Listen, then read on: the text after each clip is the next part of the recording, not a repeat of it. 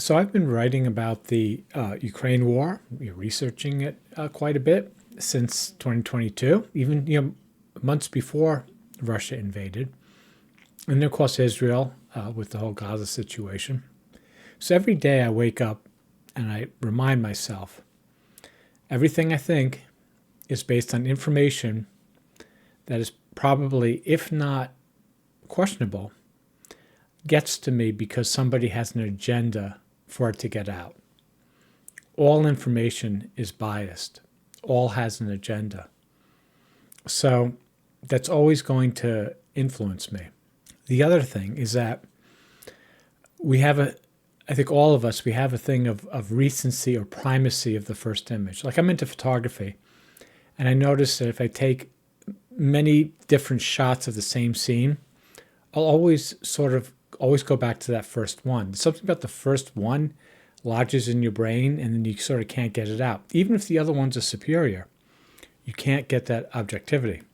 I believe that the rescue operation was correct, that these pilots bailed out of this F-15, and these guys went to save them, and what they report is correct.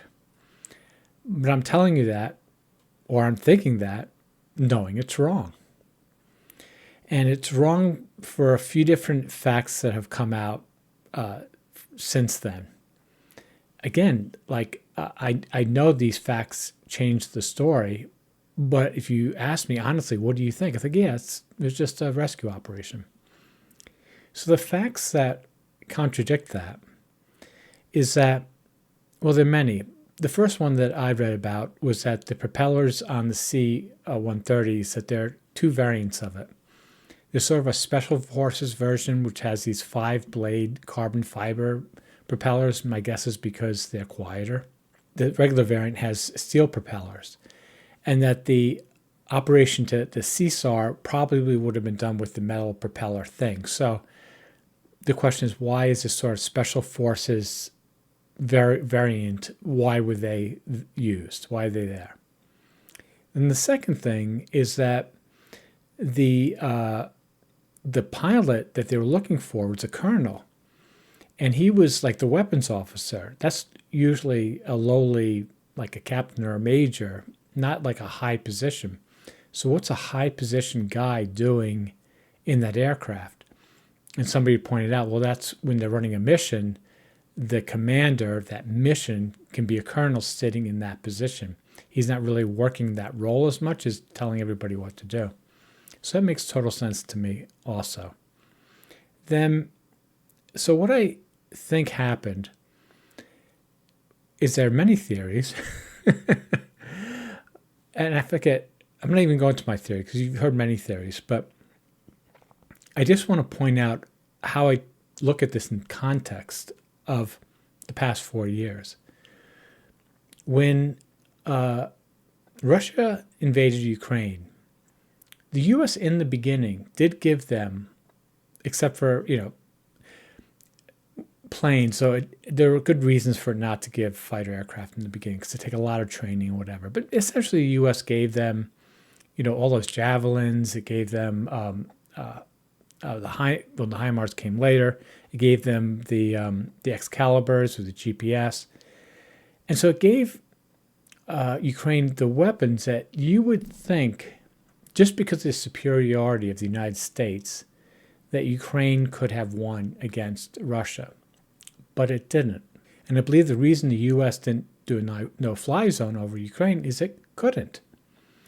So from the beginning of the war, my takeaway was that maybe the U.S. could have pushed Russia back with ground forces, but using everything but, it could not. So the strength of the United States is limited in a serious way. And that's the first thing I learned, and that hasn't changed. So, and then over time, but I guess I didn't use tanks as much, but javelins weren't weren't in the news that much, and then the Excaliburs weren't in the news. Like, what happened to the Excalibur? It's supposed to be hit something within 6 feet. Now it's not in the news anymore. HIMARS stopped being in the news, and then slowly more and more attack weapons from Ukraine were made by Ukraine. And so the U.S. it's not even a factor anymore. I mean, for years, for the first few years, there's always talk like, well, if Ukraine gets this from the United States, if Ukraine gets this weapon, right, the M1 tanks or the F-16s or whatever, they got M1 tanks. They didn't last barely a few weeks. They got some F-16s. We don't hear anything really more about it. So what more could the United States give Ukraine? Nothing more, which is why I think, in a way, the U.S. gave up. So when Trump said that Ukraine doesn't have the cards, that's how he's looking at it. But what I think objectively, how I look at it, is the United States doesn't have the cards. It doesn't have the technological tools to push Russia out of Ukraine. Therefore, the United States just left Ukraine. And it said, oh, I'm leaving Ukraine because, it's a lost cause, or you should just negotiate or whatever. But really, no. You're leaving because you failed. Just flat out failed. And this isn't a surprise to me, because even before 4 years ago when I was covering this, I used to read the odd article about the U.S. military and defense, and it just seems so bloated, so full of crapware, not spending money on support ships and the kind of things that it was just basically a corrupt, over budget, not getting anything that the military really needs. Just a whole. I'm searching for the word. Anyway, doesn't make a difference. You know what I'm talking about. So fast forward to this operation. So I don't know what they were. Well, let me point out another thing that we're seeing. The Venezuela was not an operation. So Trump said today, oh, it's such an incredible operation. They're behind steel doors and they're most heavily guarded president in the world, and we got him. Just do that math yourself, right? How do we get him with a helicopter, and a few guys, right? No, somebody was bought off, right? It's an inside job. Americans paid our tax dollars by hundreds of millions of dollars. There are people now from Venezuela that are shopping for $2 million homes in California or Arizona or New York. I'm 99% sure of that. So whatever, the U.S. bought its way in, took Maduro and his wife, and put him in prison, but nothing has changed in Venezuela. But it gives Trump this idea that it's a success. So and then the bombing of the open boats, again, I think to most people it's just reprehensible. It's a war crime. It's a crime against humanity. But I think that's not their audience. Trump is doing it, and then they're patting him on the back. So Trump orders, hit that boat, and they probably talk up these guys as, these very sophisticated cartel drug smugglers, and they have whatever, they have submarines, and we got to get them. And Trump gets them, and they're like, great going, Trump, right? So I think all those 100 boats were taken out just to basically boost Trump's ego and confidence. The same thing about the Venezuela. I don't think they told him, oh yeah, we're buying these people off. He's not even interested, right? He's not interested. They didn't tell him, but that's what they did, and said, oh, look, Trump, you have guts. You did it. You got Maduro, and the Venezuelans love you. Like today's summit, oh, I could run in Venezuela. You can see that Trump is being pumped with information to fit an agenda, right? Just like I am, just like we all are. The only difference between us and Trump is I think we're a little bit more self-aware. I hope I'm self-aware. Not at all. Anyway, so this mission, I believe, I don't know what happened, but I do know what happens in context of what I just told you. It was a huge and colossal failure. There's no way you can spin losing a couple of these aircraft and 4 helicopters and A-10 and an F-16 and an F-18. You can't make that into a win.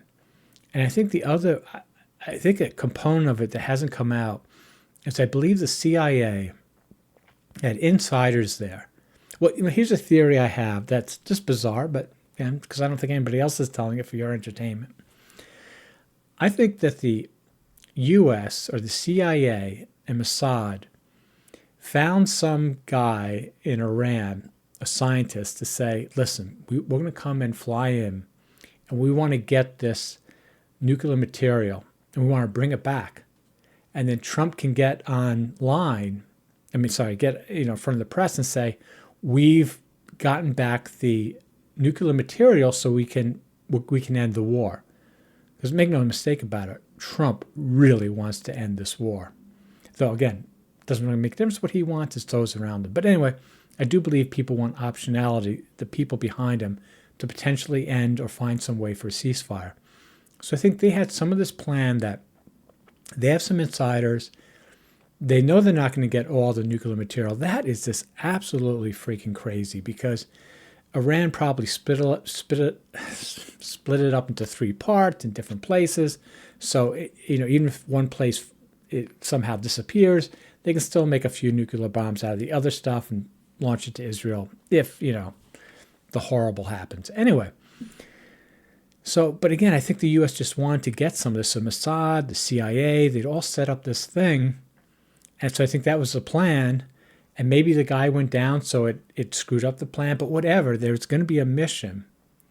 And what I'm talking about, if something like that was going on, think about it. Like, you had this plan, you can't even execute that, and your planes come under fire and you lose them. So it's just, however you look at it, it's incompetence. And it's incompetence from the United States that I've been seeing for 4 years. Same thing with Israel. Like, Israel is incompetent. I mean, blowing up the homes of a bunch of people shooting at you with pea shooters, that's not power, right? Going into Lebanon and blowing up some homes, that's not power. While all the people in northern Israel just giving up, they're like, you're nuts. You're not going to do anything. I mean, bombing somebody from the air, from an airplane, a sophisticated airplane, yeah, the U.S. and Israel can do that very well. They've got that technology totally mastered, and it is effective. But it's just one type of weapon. And in war, you don't win it on one type of weapon. It's a multitude of weapons. So many people say, well, Iran fights asymmetrically, but really, all nations fight asymmetrically. They all fight with multiple weapons. And the truth is, that I can see, is the U.S. has one type of weapon, fighter aircraft with these cruise missiles and these bombs or whatever, that work really well, and everything else is basically just rusting away. 3/4 of all the tankers were built around my age, 64 years ago. Think about that. B-52 bombers, they're all older than me. Obviously, they've been upgraded, and whatever, but still, their basic airframes are older than me. So you have to say, well, why? Why can't they build new ones? Because, again, nobody's interested in the United States in putting real money into building a modern, effective military to fight this year's wars. It's all just pork barrel politics to make money. So it's no surprise when the military tries to go in and does an operation like this, that something like this happens. Because they don't have the tools I believe they really want. They have to work with what they have. 60-year-old airplanes, fighter jets that even the advanced fighter jets, their designs, their builds, they're like 20 years old. They're for the past. Well, Iran is at the forefront of missile and drone technology. You never see that in the press. Iran's missiles and drones are way beyond what the U.S. has. We know this as a fact because we can see the results of what happens when they hit Tel Aviv, Haifa, Israel, or the GCCs. We can see as a fact that before February 28th, the U.S. removed all its ships from the Persian Gulf, right? And all their people from the bases they sent to hotels. So anyway, where am I at? I'm at, 14 minutes. I'm really blathering on about nothing. See you later.